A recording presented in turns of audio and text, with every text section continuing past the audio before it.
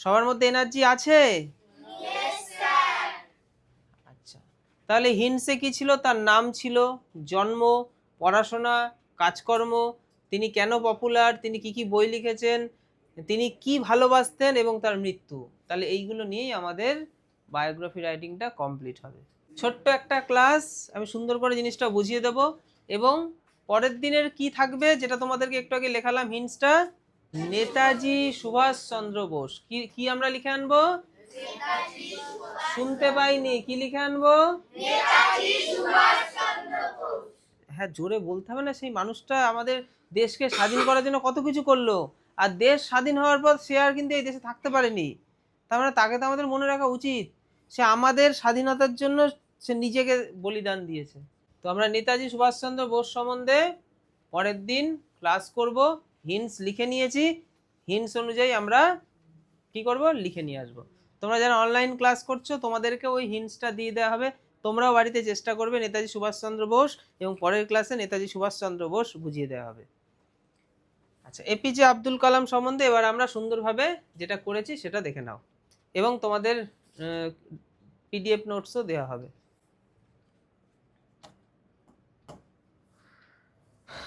দেখো, তো প্রথমে আমরা এখানটা কি লিখবো? আমি কিন্তু আজকে আর হিন্টসটা বের করছি না, কারণ হিন্টস দিয়ে অনেকগুলোই হলো, হিন্টস অনুযায়ী হয়েছে, তবে একটু আধটু তো চেঞ্জ হবেই। আমরা প্রথমে এখানে লিখে দেবো ডক্টর এপিজে আব্দুল কালাম, ঠিক আছে? যার সম্বন্ধে লিখবো তার নামটা সবার আগে লিখতেই হবে, তারপরে তার নাম দিয়েই শুরু হবে, ডক্টর এপিজে আব্দুল কালাম, ঠিক আছে? এখানে ফুল ফর্ম করতে গেলে কিন্তু বড় নাম, তাই এপিজে আব্দুল কালাম এটা ছোট। তাহলে আমাদের সাবজেক্ট হচ্ছে ডক্টর এপিজে আব্দুল কালাম। আচ্ছা, এবার আমাদের কি বসাতে হবে? ওয়াজ বসাতে হবে। বায়োগ্রাফি আমরা লিখব অতীতের ঘটনা, তাই তো? যার সম্বন্ধে লিখছি সে মহান কাজ করেছে, তারপরেই তো তার সম্বন্ধে আমরা লিখছি। তার মানে হয়ে যাওয়া ঘটনা past tense.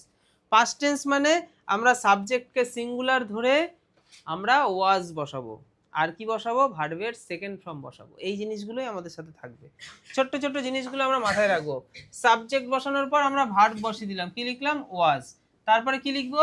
A famous scientist and the 11th president of India, মানে আমাদের ভারতবর্ষের 11তম প্রেসিডেন্ট ছিলেন তিনি।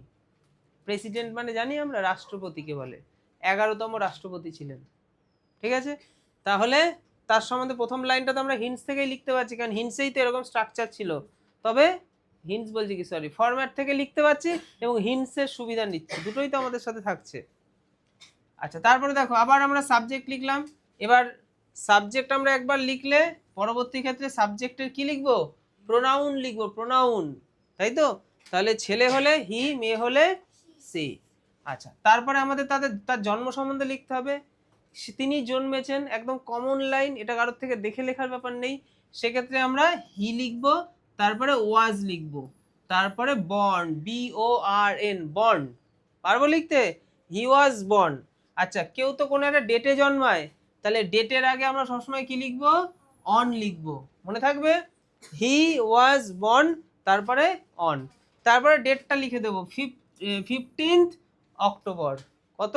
15th October. তারপরে আমরা সালটাকে কোনো রকম প্রেপোজিশন ছাড়াই লিখতে পারবো। যদি শুধু সাল লিখতে হতো তাহলে তার আগে আমরা ইন লিখতাম, আর যদি আমাদেরকে সালের আগে ডেট লিখতে হয় তাহলে আমরা এভাবে লিখতে পারি 15th অক্টোবর 1931, মানে আমরা ডেটটা দেব, তারপরে মাসটা দেব, তারপরে সালটা লিখে দেবো, বোঝা গেল? এবং তার শুরুতে কি লিখবো? অন লিখবো। তাহলে আমরা এই লাইনটা কি করে করব? দেখো, এই লাইনটা কেন আমি এত ধীরে ধীরে বোঝাচ্ছি, কারণ প্রত্যেকটা বায়োগ্রাফি রাইটিং এই লাইনটা তো কমন লাইন, শুধু চেঞ্জ হবে, হিন্টস দেখে আমরা চেঞ্জ করব। কি চেঞ্জ করব? শুধু আমরা ডেটটা চেঞ্জ করব, সালটা চেঞ্জ করবো, বাদ বাকি তো সবই এক থাকবে। মেয়ে হলে হি এর জায়গায় সি লিখবো, তাহলে বুঝে নিয়ে একবার ভালো করে, মুখস্থ করতে হবে না। তাহলে he was born on 15th October 1931। আচ্ছা, তাহলে তার জন্মের তারিখ এবং জন্মের সালের পরেই চলে আসবে তার জায়গা, তিনি কোন জায়গায় জন্মেছেন। তাহলে সেই জায়গাটা লেখার আগে আমরা ইন বসাবো, বোঝা গেল? ইন রামেশ্বরম, বুঝতে পেরেছি? আচ্ছা, ইন রামেশ্বরম, তারপর কমা দিয়ে আমরা লিখে দেবো ওটা কোন রাজ্যে রয়েছে, তামিলনাড়ু, তামিলনাড়ু, বোঝা গেল?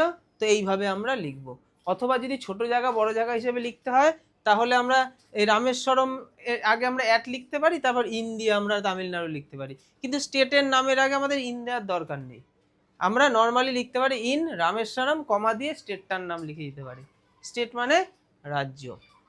আচ্ছা তারপর দেখো, আচ্ছা তারপরে তার এবার প্রথমবার আমরা তার নাম নিয়ে ফেলেছি, পরে আর নাম নিতাম না, শুধু হি দিয়েই চলে যাবে, তাই তো? এবার আমরা আবার প্রোনাউন ইউজ করছি হি। আচ্ছা এবার আমরা আর ওয়াজ দরকার নেই, এবার ভার্বের সেকেন্ড ফর্ম, কারণ এবার তার পড়াশোনাতে ফিরে যাব। আমরা হিন্সে পড়াশোনা দেখেছি না, হিন্সে তার নাম পেয়েছি, তারপর তার জন্মের জায়গা এগুলো পেয়েছি, তারপরে কি পাচ্ছি আমরা? পড়াশোনা। তাহলে পড়াশোনাকে কি বলে? স্টাডি। স্টাডির সেকেন্ড ফর্ম কি? স্টাডিড। বুঝতে পারছি? তাহলে হি স্টাডিড।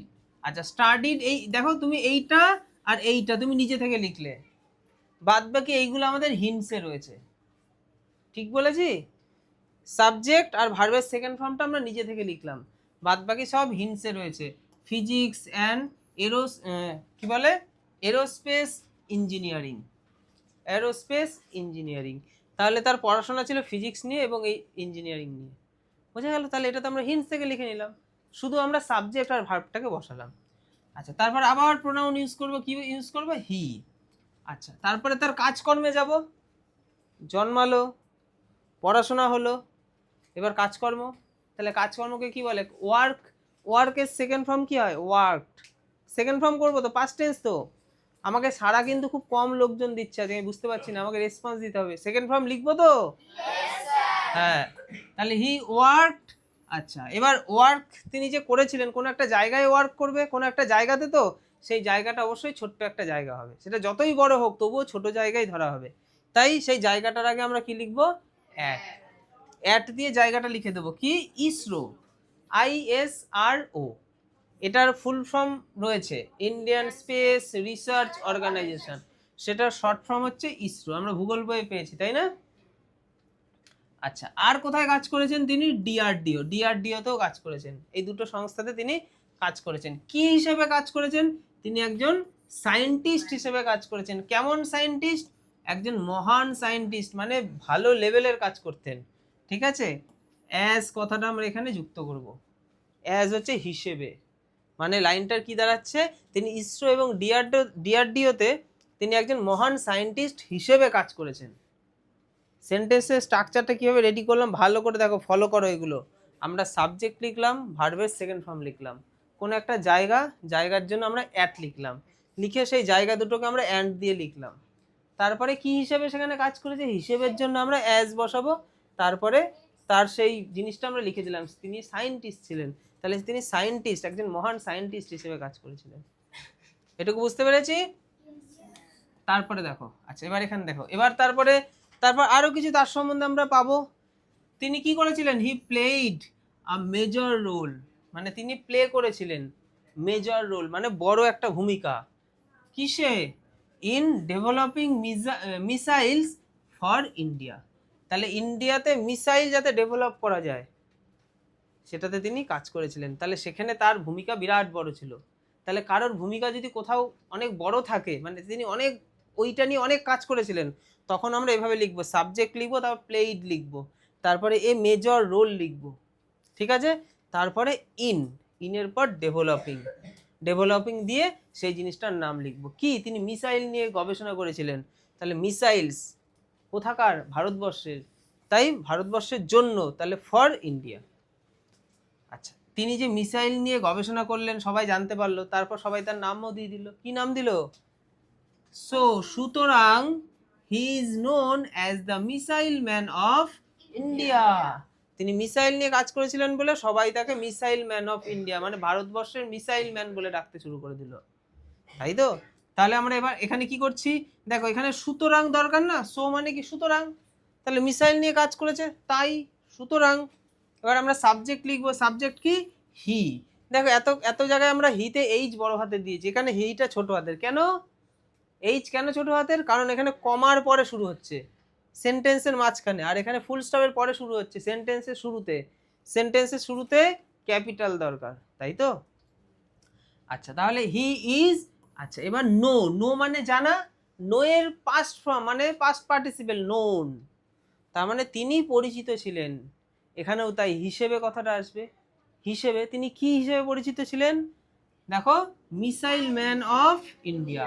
তাহলে মিসাইল ম্যান অফ ইন্ডিয়া এই আখ্যাটা শুধু তার সাথেই গেছিল, আর তো কাউকে ডাকা হয় না, তাই নির্দিষ্ট কোনো একজন ব্যক্তিকে এই আখ্যা দেওয়া হয়েছে, তাই তার আগে দা, এবং হিসেবে কথাটা বলছি না, হিসেবের জন্য অ্যাজ।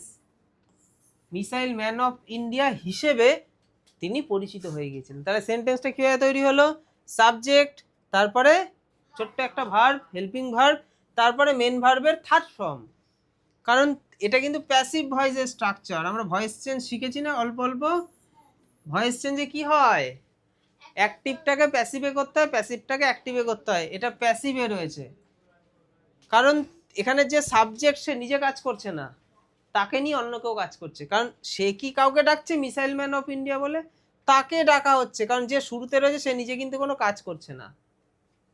সে যদি নিজে কোনো না কাজ করে তাহলে সেটা হয়ে যাবে কি? Passive voice. তখন প্যাসিভ ভয়েস হয়ে গেলে আমরা হেল্পিং ভার্ব, ভার্বের থার্ড ফর্ম বসাবো। বোঝা গেল? পরের লাইন দেখো, তারপরে সে কি হলো? He became the president of India. তারপরে দেখো সাবজেক্ট হচ্ছে হি, তাহলে তিনি হয়েছিলেন। তাহলে হওয়াকে কি বলে? বিকাম। বিকামের সেকেন্ড ফর্ম দরকার তো। বিকামের সেকেন্ড ফর্ম কি? বিকেম। তাহলে হি বিকেম, তিনি কি হয়েছিলেন? প্রেসিডেন্ট হয়েছিলেন। তাহলে দ্য প্রেসিডেন্ট, কোথাকার প্রেসিডেন্ট হয়েছিলেন? ইন্ডিয়ার, তাহলে অফ ইন্ডিয়া। তাহলে তিনি হয়েছিলেন দ্য প্রেসিডেন্ট অফ ইন্ডিয়া, ভারতের প্রেসিডেন্ট। এবার কোন একটা সালে, কোন একটা সালে তিনি হয়েছিলেন, তিনি তো এখন প্রেসিডেন্ট নেই, তাহলে সালটা কত? 2002। একটু আগে আমি বললাম সালের আগে আমরা কি বসাবো? ইন। আর সালের আগে যদি ডেট থাকে তাহলে ডেটের পরে ডাইরেক্ট সাল লিখে দেওয়া যায়, সেখানে ইনের প্রয়োজন নেই। আর সাল যদি একা থাকে তখন তার আগে আমরা ইন বসাবো। বুঝতে পেরেছি?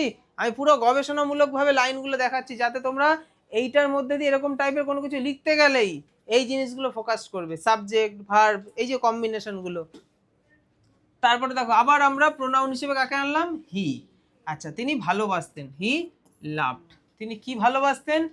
চিলড্রেনদের, বাচ্চাদেরকে, আর কি? অ্যান্ড স্টুডেন্টস, এবং কাদের? ছাত্রছাত্রীদের। কত পরিমাণ? খুব পরিমাণ। তাহলে ভেরি মাচ। তাহলে সাবজেক্ট হচ্ছে তিনি, হি হয়ে গেল। ভালোবাসার সেকেন্ড ফর্ম চাইতো, ভালোবাসতেন। এখন আর কি করে বাসবে? এখন তো পৃথিবীতে নেই। তাহলে লাভের সেকেন্ড ফর্ম কি? লাভড। আচ্ছা, কাদের ভালোবাসতেন তাদের নাম লিখতে হবে। তাহলে তারা হচ্ছেন চিলড্রেন। নাম কি করে লিখবো আমরা? বাচ্চাদেরকে ভালোবাসতো, চিলড্রেন। আর কাদের ভালোবাসতো? স্টুডেন্টসদেরকে, মানে একদম বাচ্চা। আর পড়াশোনা করে যে সমস্ত ছেলে মেয়ে তাদেরকে, যারা পড়াশোনা করে না তাদেরকে ভালোবাসতেন না। কতটা? অনেক পরিমাণে, ভেরি মাচ। অ্যান্ড, এবং। আচ্ছা, আর কি করতেন তিনি? তিনি এনকারেজ করতেন। কাদের এনকারেজ করতেন? দেম, তাদেরকে। মানে ওই বাচ্চাগুলোকেও এনকারেজ করতো, আবার স্টুডেন্টগুলোকেও এনকারেজ করতো। এনকারেজ করা মানে কি? উৎসাহিত করা। Two dream big. ড্রিম মানে কি? স্বপ্ন। বিগ মানে কি? বড়। তাহলে স্বপ্ন দেখা, টু ড্রিম ইনফিনিটিভ হয়ে গেল। টু ড্রিম মানে স্বপ্ন দেখা, আর বিগ হচ্ছে বড়। তাহলে বড় স্বপ্ন দেখতে তিনি উৎসাহিত করতেন বাচ্চাদেরকে। বাচ্চা এবং স্টুডেন্টদেরকে সবসময় উৎসাহিত করতেন, বড় স্বপ্ন দেখো, জীবনে অনেক বড় হও, লোকের পেছনে ছুটো না, তোমার পেছনে লোক ছুটবে, বড় স্বপ্ন দেখো, সেটার জন্য খাটো। স্বপ্ন দেখলেই হবে না, স্বপ্ন দেখে ঘুমাচ্ছি, স্বপ্নের থেকে বেরিয়ে এসে এবার স্বপ্নটাকে কার্যকর করতে হবে তো। আচ্ছা, তারপরে দেখো আবার আমাদের প্রোনাউন। প্রোনাউন কি? হি। আচ্ছা, তিনি লিখেছিলেন। তাহলে রাইটের পাস্ট ফর্ম কি? রোট। আমাদের সব পাস্ট ফর্মই তো হবে। তাহলে লেখাকে বলে রাইট, তার পাস্ট ফর্ম হচ্ছে রোট। কি লিখেছিলেন? ফেমাস বুকস, নামি দামি বই। বইগুলোর নাম কি? এবার বইগুলোর নাম যখন আমরা লিখবো, লাইক এই ওয়ার্ডটা দিয়ে লিখবো। লাইক ওয়ার্ডটা দিয়ে সেই বইগুলোর নাম পরপর লিখে দেওয়া যায়। তাহলে সেন্টেন্সটা কিভাবে গঠন হবে? সাবজেক্ট, তারপর ভার্বের সেকেন্ড ফর্ম। তিনি লিখেছিলেন। কি লিখেছিলেন? নামি দামি, তাহলে ফেমাস কি? বই, বুকস। লাইক, লাইক দিয়ে বইগুলোর নাম লিখবো। বইয়ের নাম কি কি? Wings of fire. তোমরা এগুলো ইনভার্টেড কমার মধ্যেও রাখতে পারো। Wings of fire and ignited minds, inverted কমার মধ্যে রাখবে। লাইক মানে, লাইক হচ্ছে সেইগুলো, লাইক মানে পছন্দের লাইক নয়। এখানে লাইক মানে এই এই এই এইগুলো, এইরকম। যেমন, যেমনের জন্য লাইক কথাটা আসছে। যেমন, যেমন বলে আমরা নামগুলো লিখি না। আমি অনেক কিছু খেতে ভালোবাসি, যেমন, তারপরে কমা দিয়ে তো নামগুলো লিখি, ডাল, ভাত, মাংস, মাছ, কুমড়ো, পেঁপে, তাই তো? নিম পাতা, তুলসী পাতা, উচ্ছে, কোথায় চলে গেল ওই, কোথায় চলে গেল নিম পাতা। তাহলে লাইক মানে হচ্ছে যেমন, লাইক মানে কি যেমন, তাহলে যেমন দিয়ে এবার সেগুলো লিখতে হবে। দুখানা নামই এখানে লেখা হয়েছে, একটা হচ্ছে উইংস অফ ফায়ার, এটা একটা বইয়ের নাম, এই বইটা পাওয়া যায়, আর এটা হচ্ছে ইগনাইটেড মাইন্ডস। আচ্ছা, তারপরে দেখো তিনি চলে যাবেন আমাদের ছেড়ে, তাহলে দিস গ্রেট লিডার, এবার এখানে আমরা হিও লিখতে পারি, কিন্তু হি লিখবো না, তিনি এত মহান একটা ব্যক্তি, সেক্ষেত্রে আমরা লিখবো দিস গ্রেট লিডার। আচ্ছা, তাহলে তিনি মৃত্যুবরণ করেন, তাহলে ডাই মানে মরে যাওয়া, তার পাস্ট ফর্ম কি ডায়েড। আচ্ছা, ডায়েডের পর আমরা কি তারিখ লিখবো, তো তারিখ লিখতে গেলেই তার আগে আমাদের কি লিখতে হবে, অন। তাহলে 27 জুলাই 2015, দেখো এখানেও তাই করলাম, আমরা অনের পরে তারিখ লিখে মাস লিখে সালটা লিখে দিলাম, ইনের প্রয়োজন নেই। ঠিক আছে, বুঝতে পেরেছি? তো আমি ছোট্ট করে সুন্দর করে লেখালাম যাতে তোমরা খুব তাড়াতাড়ি রেডি করে পরীক্ষা হলে লিখতে পারো, আর এর সাথে বাদবাকি কিছু অ্যাড করতেই পারো, সেটা তোমরা ফরম্যাট থেকে অথবা যেরকম ভাবে বলেছি। সবাই বুঝতে পেরেছি? ঠিক আছে, এটা হচ্ছে তোমাদের পরের দিনের বাড়ির কাজ। এই হিন্টসটা তোমরা সবাই লিখে নিয়েছো, লিখেছো তো সবাই? তোমরা যারা অনলাইন ক্লাস করছো, এই হিন্টসটা তোমরা নোট করে নেবে, নোট করে তোমরা নিজেরা বাড়িতে আগে চেষ্টা করবে। ঠিক আছে, আমি সরে যাচ্ছি, তোমরা স্ক্রিনশট করে নিতে পারো। তো এই হিন্টসের আরেকটু অংশ রয়েছে নিচে, এই দুটো অংশ তোমরা এই যে স্ক্রিনশট করে নাও, এটা স্ক্রিনশট করে নিয়ে নিজেরা চেষ্টা করবে, এবং পরের পেজেও রয়েছে। ব্যাস, এই হিন্টস দেখে তোমরা আগে নিজেরা চেষ্টা করো, আগে নিজেরা। ঠিক আছে, নিজেরা চেষ্টা করো, তারপর পরের ক্লাসে যখন বোঝাবো তখন তোমরাও কালো কালির পেন দিয়ে ঠিক করে নেবে। ঠিক আছে, আজকের ক্লাস এখানেই।